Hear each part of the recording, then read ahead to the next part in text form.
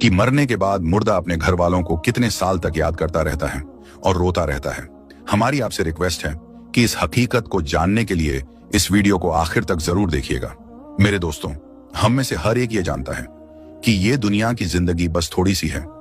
एक न एक दिन हम में से हर एक को मरना है और इस खत्म होने वाली दुनिया को छोड़कर अपने असली ठिकाना आखिरत की तरफ जाना है। और मौत एक ऐसा दरवाजा है जिसमें से हर एक को गुजरना है, चाहे वो बच्चा हो, जवान हो या बूढ़ा हो, हर एक को मौत के दरवाजे में से गुजरना है।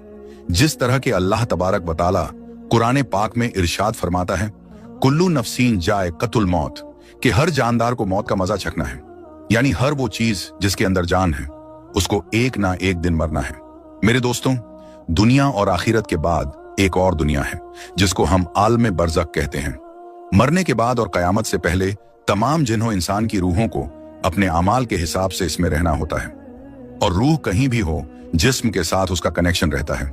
कब्र पर आने वालों को वो पहचानती है, और ये कहना कि फलां की रूह फलां के अंदर चली गई या इसने दोबारा जन्म लिया, ये अकीदा कुरानो सुन्नत के खिलाफ है। हदीस शरीफ में आता है कि जब मुसलमान मरता है तो उसके रास्ते खोल दिए जाते हैं कि जहां चाहे वो चला जाए। और हजरत सईद बिन मुसैयब रदियल्लाहु ताला अन्हो से मरवी है कि हजरत सलमान फारसी अब्दुल्ला बिन सलाम रदियल्लाहु ताला अन्हो जब हम आपस में मिले तो एक दूसरे से कहा कि अगर हम तीनों में से पहले कोई इंतकाल करता है तो बताना कि मौत के बाद उसके साथ क्या मामला हुआ। कहा, क्या जिंदे और मुर्दा भी मिलते हैं? तो फरमाया, हाँ, मुसलमान की रूह जन्नत में होती है और वो अपनी मर्जी से जहां चाहे जा सकती है। मेरे दोस्तों, अब सवाल ये है कि क्या मरने के बाद मुर्दे अपने घर वालों को याद करते हैं?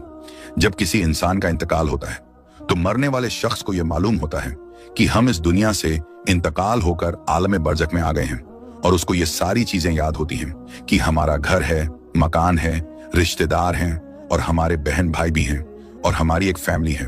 और यहां तक कि जब इस मुर्दे की रूह निकल जाती है और उसको दफनाया जा रहा होता है तो फिर उस वक्त वो मुर्दा अपनी आंखों से सारी चीजें देख भी रहा होता है। यानी कि उसकी रूह तमाम चीजों को देख रही होती है, और उसको पता होता है कि अब हमें कफन पहनाया जा रहा है और अब हमारे जनाजे को उठाया जा रहा है। लिहाजा नेक बंदे के जनाजे को लोग उठाते हैं तो वो कहता है, ऐ लोगों, जल्दी मुझे लेकर कब्रिस्तान की तरफ चलो और बहुत जल्द मुझे मेरे असली ठिकाने यानी कब्र के अंदर पहुंचा दो। क्योंकि उसको मौत पर ही पता चल जाता है कि उसके साथ आगे क्या होने वाला है। यानी आगे आने वाली जो मंजिलें हैं वो अच्छे हैं या मुश्किल हैं, सख्त हैं या आसान, उसको पहले से पता चल जाता है। क्योंकि रूह निकलते वक्त की जो तकलीफ होती है उसी से मरने वाले को यह अंदाजा हो जाता है, और उसको यह मालूम हो जाता है कि उसका आगे क्या अंजाम होने वाला है। इसी वजह से जो मोमिन बंदा होता है वो कहता है, मुझे जल्दी लेकर चलो और मुझे कब्र के अंदर उतार दो और मेरे असली ठिकाने तक मुझे पहुंचा दो। क्योंकि हुजूर नबी करीम सल्लल्लाहु ताला अलैहि वसल्लम ने इरशाद फरमाया, दुनिया मोमिन के लिए कैद खाना है और काफिर के लिए जन्नत है। मेरे दोस्तों, जब गुनाहगार और बेनमाजी इंसान की मौत होती है तो वो चिल्ला चिल्ला कर ये कहने की कोशिश करता है कि ऐ लोगों, तुम मुझे कहां लेकर जा रहे हो? ऐ मेरे बच्चों, यानी कि वो अपनी फैमिली से कहता है कि मैंने अपने बच्चों के लिए बहुत ज्यादा कमाया, इनके लिए घर और मकान बनाया, और अब तुम हमें हमारे घर से निकालकर अंधेरी कोठरी यानी कब्र के अंदर क्यों डालने जा रहे हो? उसे बहुत घबराहट होती है तो वो कहने की कोशिश करता है कि ऐ लोगों, मुझे मत लेकर जाओ। बहरहाल मेरे दोस्तों, उसको जब कब्र के अंदर रख दिया जाता है तो उसको ये पता होता है कि अब हम कब्र के अंदर हैं और हमारी फैमिली और हमारे रिश्तेदार उस पिछली दुनिया में हैं जहां पर वो पहले रहता था। इसी वजह से रिवायत में आता है कि जब कोई इंसान अपने किसी मुर्दे की कब्र पर जाता है तो वो मुर्दा उस कब्र पर आने वाले को पहचानता भी है कि ये हमारा फलाना शख्स है। अगर बाप कब्र के अंदर है तो वो पहचान लेता है कि हमारी कब्र पर आया है, ये हमारा बेटा है, हमारा भाई है, हमारा रिश्तेदार है। जिस तरह के हजरत अबू हुरैरा रदियल्लाहु ताला अन्हु से मरवी है कि नबी करीम सल्लल्लाहु ताला अलैहि वसल्लम ने इरशाद फरमाया कि तुम में से जब कोई शख्स अपने भाई की कब्र पर या फिर उस शख्स की कब्र के पास से गुजरता है जिसको वो दुनिया के अंदर जानता था, और वो उसको सलाम कहता है, तो वो उसका सलाम सुनता भी है और उसके सलाम का जवाब भी देता है, और वो कब्र पर आने वाले को पहचानता भी है। और अगर कब्र पर उसका कोई प्यारा रिश्तेदार जाता है तो कब्र वाले को बहुत ज्यादा खुशी होती है।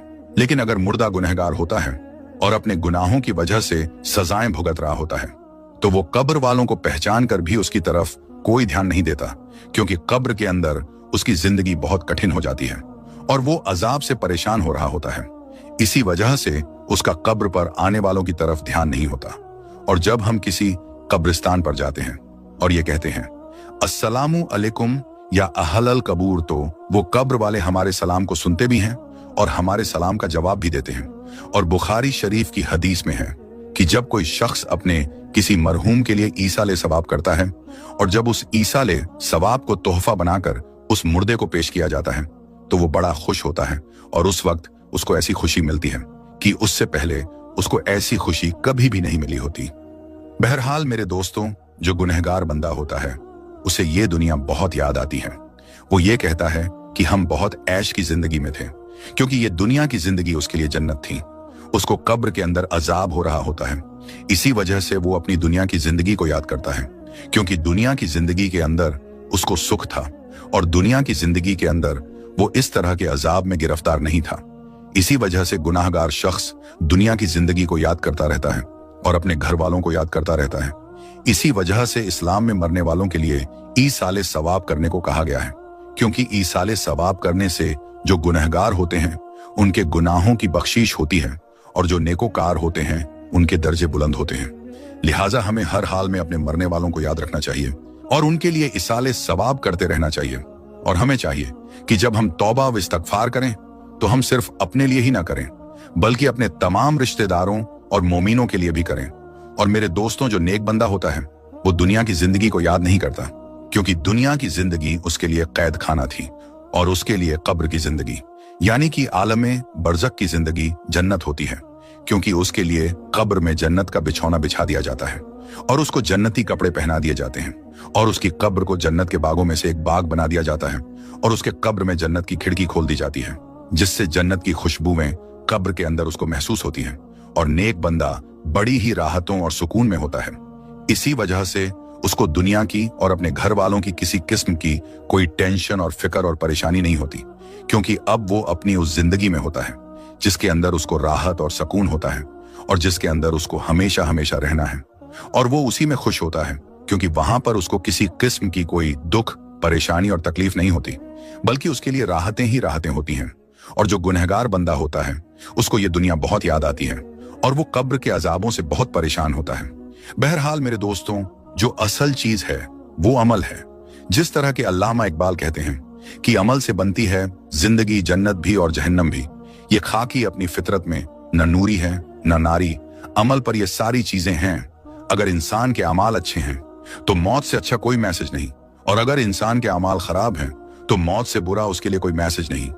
इसी वजह से अल्लाह तबारक व तआला कुरान पाक में यूं इरशाद फरमाता है, तर्जुमा तुम अपने रब से गिड़गिड़ाकर और आहिस्ता दोनों तरीकों से दुआ किया करो, बेशक वो हद से बढ़ने वालों को पसंद नहीं करता। और नमाज जनाजा के हवाले से हुजूर नबी करीम सल्लल्लाहु ताला अलैहि वसल्लम का इरशाद है, जो किसी मैयत की नमाज जनाजा 40 मोमिन पढ़े हैं तो अल्लाह तबारक व तआला उस मैयत के लिए उनकी दुआओं को जरूर कबूल फरमाता है।